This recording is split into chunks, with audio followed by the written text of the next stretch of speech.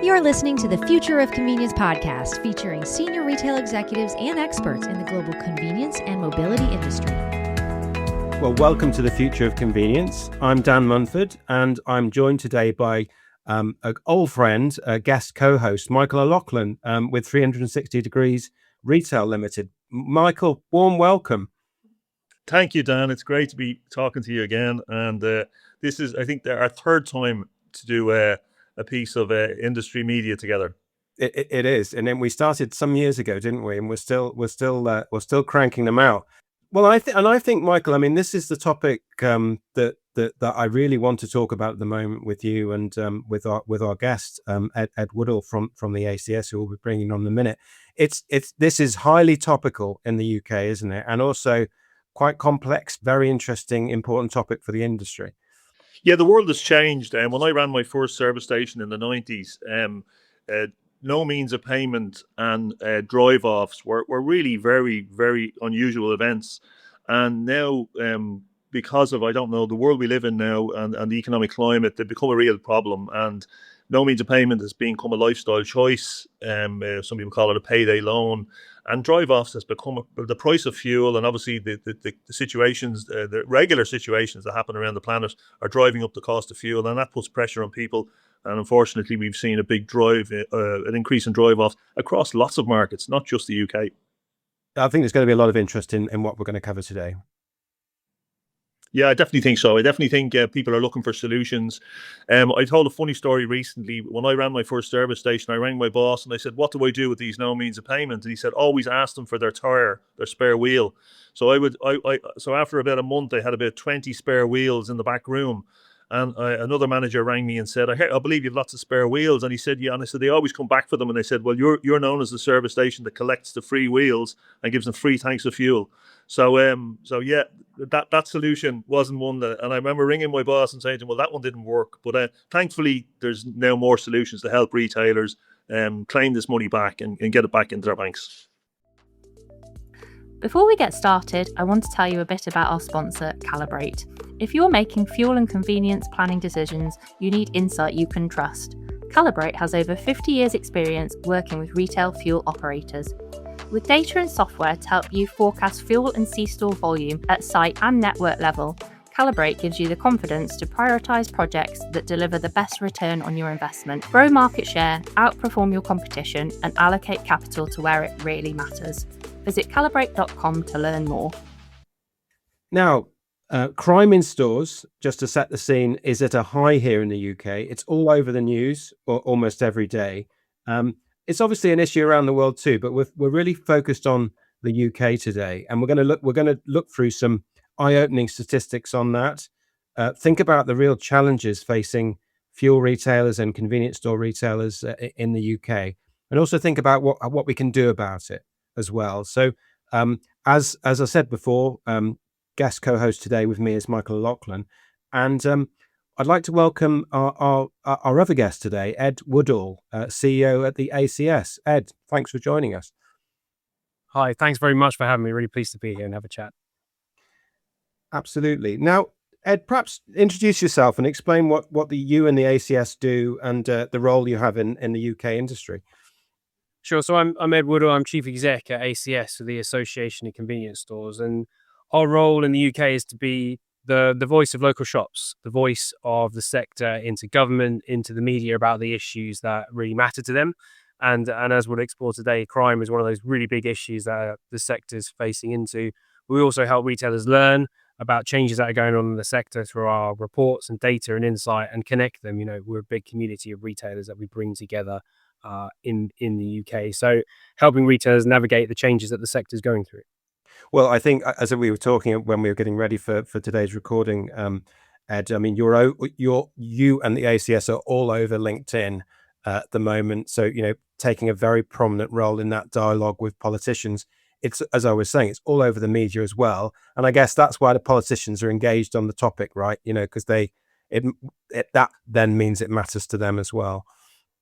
For sure. They see this in their communities. This doesn't, the issue of crime on our high streets and in local shops doesn't just affect the retailers, but it affects the communities. It affects how they feel about where they shop, and how they feel about safety in their community. So it's an issue that's really cutting through, and it's visible to customers and people that when they're in stores. So it's really front of mind for everyone, and we're really pleased that we had some great successes about the government introducing new legislation to try and tackle shop theft, new legislation to try and address the issues of violence and abuse towards shop workers. But we've got more to do. We've got to push and make progress on this. And actually, probably a lot of the solutions that we'll talk about are about what industry can do and the innovations that industry can do to make a change on this retail crime issue. Just before we think about what we can do about it, let's just set the scene for what the issues are within convenience stores. What are the key issues for your members, Ed? In terms of retail crime, I think the biggest area for us is around shop theft, stealing from stores, and I call it shop theft. And when you call it that, it almost feels quite low level. It's probably in many cases organized looting, and what I mean by that is that quite often people that are stealing from stores are doing it as part of organized gangs. They're targeting high value products. So if we look at what things are most commonly stolen from stores, it's things like alcohol, it's things like chocolate, it's things like meat and coffee that are easily stolen and then easily resold within the community in some way. So it's a lot more than just shop theft. It's quite organized. And tell me, Ed, like what can retailers do? Because obviously they mostly employ minimum wage employees, and these are people in part-time jobs, local women, local young adults. Like what can they actually do to stop that sort of gang crime in their stores and people entering in large numbers and robbing everything they can see? It's a really difficult challenge, and I think the thing to highlight, as you do, Michael, is that this has a real impact on staff who are often drawn from the community. The best staff you can get are people that are from the community. They know their customers. They have those conversations as a friendly welcome. So then, when they're dealing with this theft, it has a real material impact on them and their feeling about coming into work. I think the most successful measures that retailers have implemented in the UK are ones where they can make their colleagues feel quite connected. They feel like they've got some support and background support in the store. So when something does happen, they've got somewhere to go. They've got the tools. So a very simple thing we see lots of retailers looking at are around headsets. Headsets in store, which are used for efficiency around the store, around restocking or I need more help at the till. But it's also about, okay, there's a known offender that's come into the store that's going to steal. Let's make sure we make them aware of our presence, make sure we work together as a team to address that issue. So I think the journey we've gone is making teams feel connected to each other and outside so they can get the help to address this systemic problem. Do you think, Ed, just thinking about, how this crime in stores has developed and grown over years. I went in central London, there's a Tesco Express that I always used to use when I was a student there. And I went in there recently and it was a bit like a fortress by comparison with, it reminded me of the stores I went to see in South Africa years ago. And I thought, my God, it's like a fortress in these stores, with a lot of plexiglass, a lot of products, in theft sort of proof boxes that you have to get the product taken out of when you get to the till. So things have got pretty bad, haven't they? If we're honest and we look back across our career and think what's changed, this is a serious issue now, isn't it? It really is. There is a huge amount of investment that retailers are making each year. I think it averages out about £6,000 per store across the whole sector of 50,000 stores. So it's an absolutely huge amount. And as you say, to protect products in stores, retailers have had to put in some things that I didn't ever think I'd see come back into stores. So during the pandemic, during COVID, we had those screens up to protect staff. Actually, lots of them have come back in because it gives them some security around the barriers. In between them and the customer, but also around at the shelf edge where you've got shelf edge rises, which obviously makes it more difficult to just clear out an entire shelf. Those types of things have gone back in. But what I would say is that when we ask customers how they feel about those security measures going in store, actually what they do say is they actually feel like, okay, well, the retailer's doing something positive here. They're trying to stop it. And actually it does make them feel safer because retailers are acknowledging that is going on and they're doing something about it. So although it does feel scary, I think it does reassure customers when the retailer is actively investing in preventing this issue. And when we look, Ed, like I chaired your conference in October, and we had the London Police Commissioner on there on the day, and I suggested to her that the perception from a retailer's point of view is that there's no point in being the police. The police generally are too busy doing criminal work and real crime, as they would say. But I said that typical retail crime was probably costing a retailer £20,000 a year. Certainly, we had that number from forecourt retailers in relation to fuel theft. And I said, if the bank was being robbed for £20,000, there'd be blue lights everywhere, and the whole area would be absolutely covered in police, and there'd be heavy sentences passed out. But yet, we have crimes and clients that I work with and members of yours that don't even call the police, and the ones that do call the police basically do it more out of an administrative task to cover them in insurance and things like that, because the police are not supporting us here, and the criminal knows that.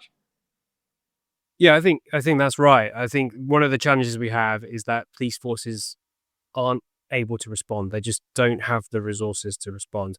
And it is amazing in a way, because as you say, Mike, you said, I think £20,000 a year. A statistic that we use regularly with police and government is that if you take the total cost of investing in crime prevention and the total cost of crime to the sector, and then divide it by the number of transactions that happen in the sector, you end up paying an 11 pence crime tax on every transaction in the convenience sector. So 11p on every transaction. That is an unbelievable amount of money across the entire sector. So that's why we continue to push and ask police to prioritise this. And they are making progress. They really are. There's some forces that are doing good work, but it's not evenly spread across the whole country. And I think, it's a reflection of lots of what's going on in the country, in the UK, around public services being able to respond to this changing world.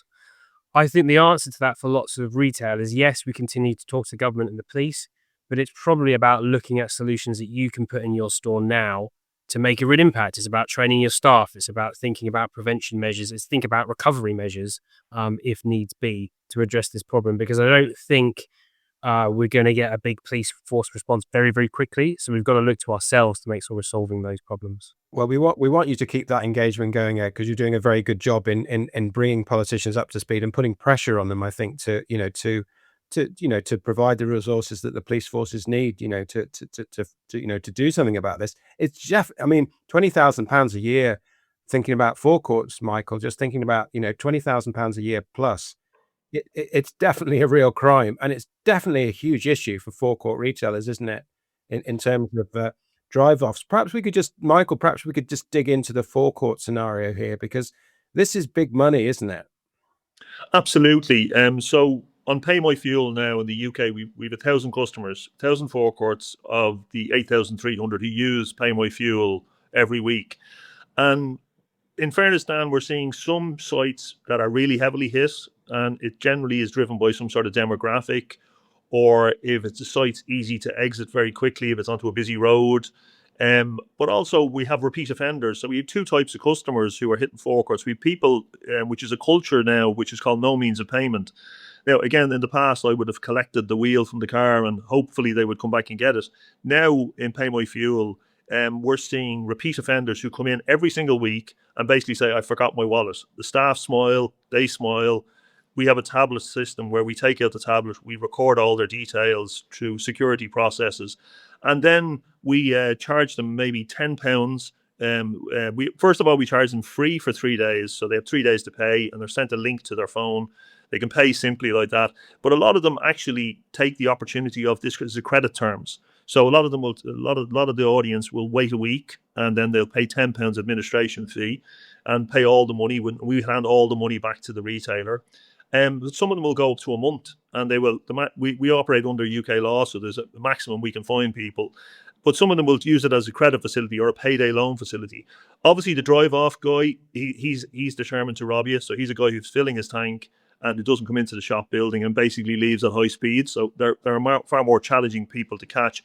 But we are plugged into the DVLA, so we can get their reg plates and we can deal with that.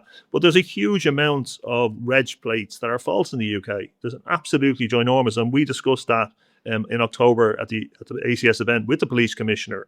And it's surprising that happens. And it's usually very clever, where if it's a white Volkswagen car, they steal the place of another white Volkswagen car. So effectively, our ANPR system can pick up and say, oh, that reg matches that style of vehicle. But it is becoming pandemic at this stage. Like it's all the groups now, to some degree or other across the UK, are trying to battle with this situation, even to administrators, because previously somebody would come in, the cashier would get a bit of receipt out, write down the details of the motors, hoping that the motors give you the correct details, and then leaves. So only now we're really beginning to create a system. And of course, software has no language. So our software is going into some sites in Southern Ireland now, and we believe we can go up to any market.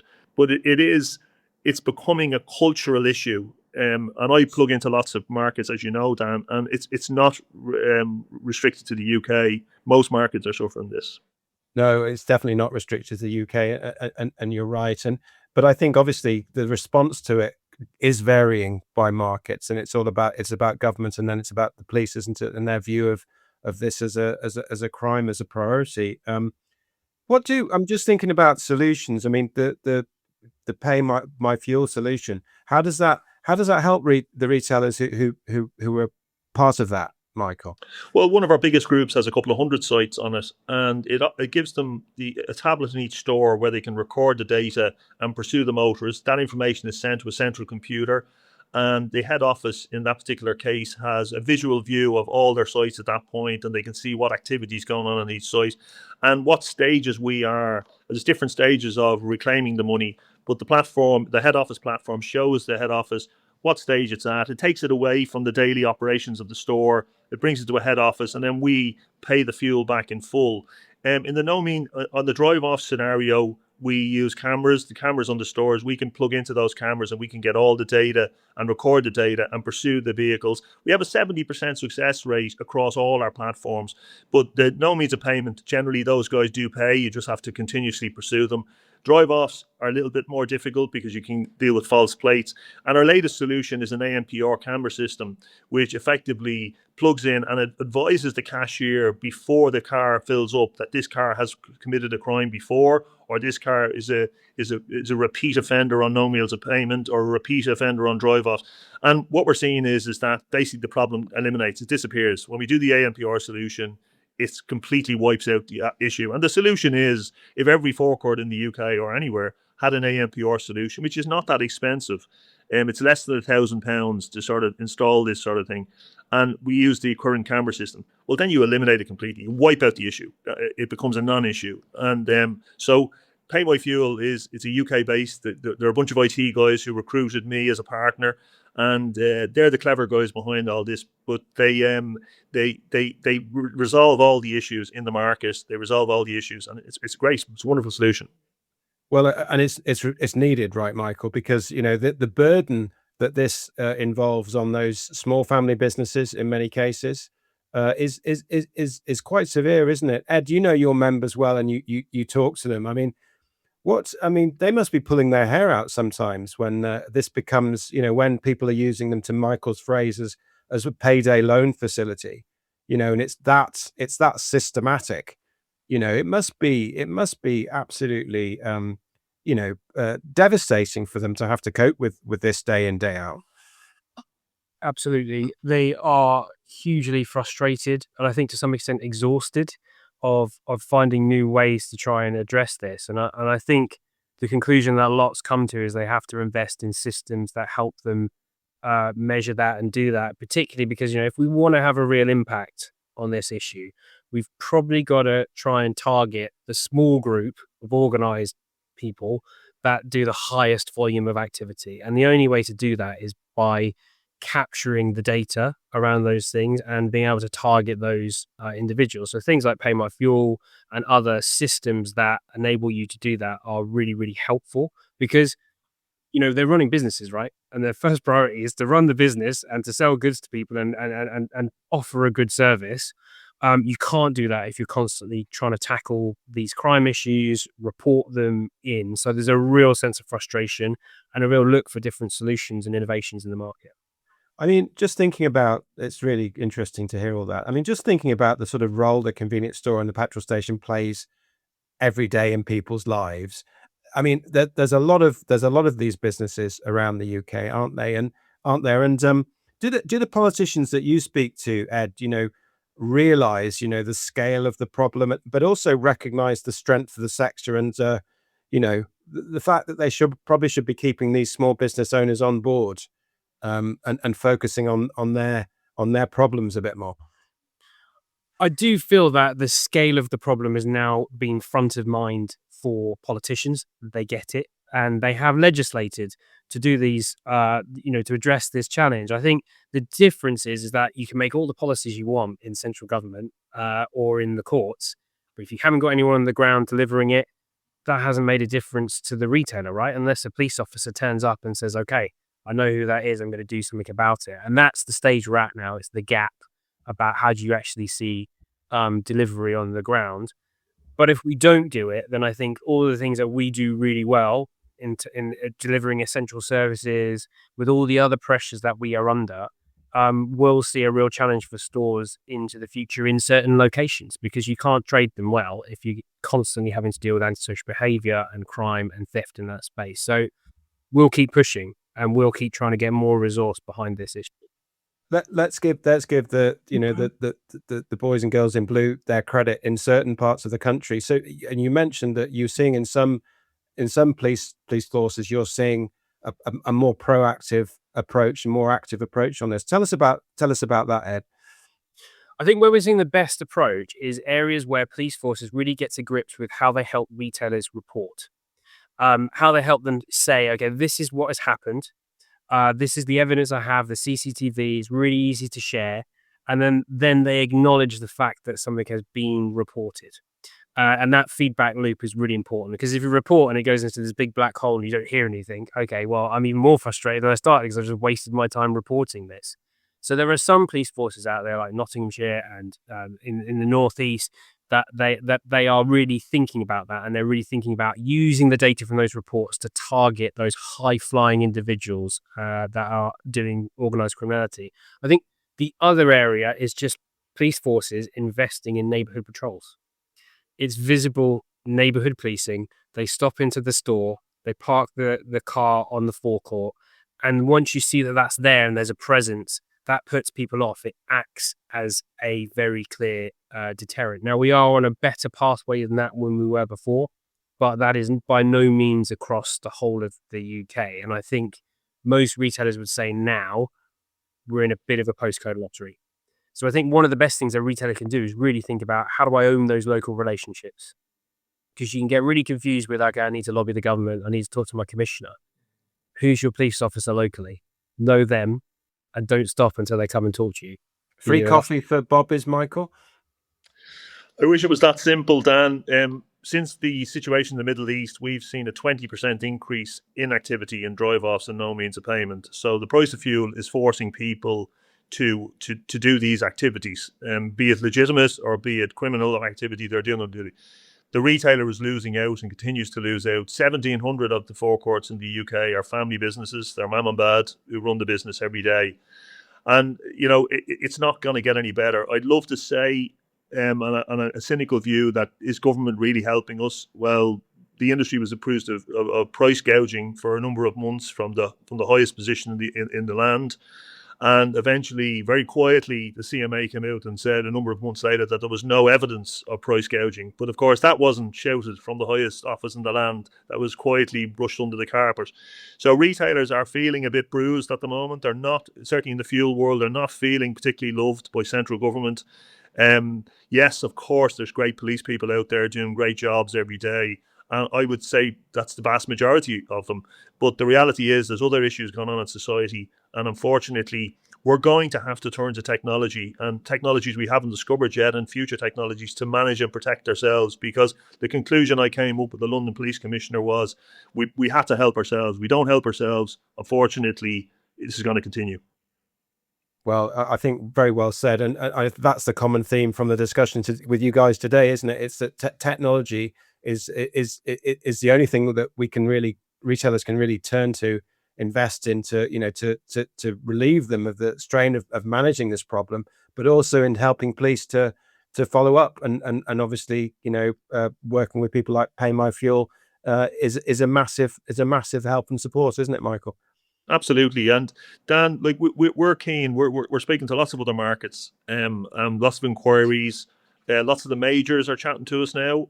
We're tendering at the moment for some the major opportunities in the UK. So we have a good solution.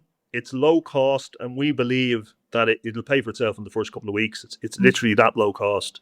So, but people have got to do this. They've got to do this. And unfortunately, they've got to do this. And when I was shown the solution, having known the practical side of managing forecourts for over 20 years, I understood straight away, you know what? People need this. People need to look at this. And especially the big groups, they can afford these things. Smaller groups, we have to work with them with payment plans. We have to support them whatever way we can.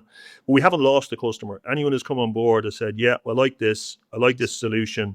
And many ACS members, as I say, also use these solutions. Well, it makes perfect sense. Great talking to you guys. You're doing a tremendous job for the industry in the UK, and I'll continue to follow you on LinkedIn to see what's next. Great. No, thank you, Dan. Really enjoyed this session, and great to have Ed along. Ed is new to the role. We had a great catch up recently, and I was suggesting to him how was he going to plan his next 25 years, because he's a young guy. He's been in the ACS a long time, and he's has some terrific experience already under his belt. And I look forward to supporting Ed on the ACS any way I can for the coming years. Yeah, same here. Well done, Ed. I think you're doing a terrific job. So more power to you, and representing those retailers who desperately need that representation. So thanks, guys, for joining Future Convenience podcast today. Thanks, Dan. Thank you. Thank you for listening to the Future of Convenience podcast, produced by Dan Munford, Jenna Ferguson, and Lorraine Evans. It is produced and edited and mixed by Carolyn Schneer, and music is provided by Jukebox Music. Learn more at globalconvenience.com.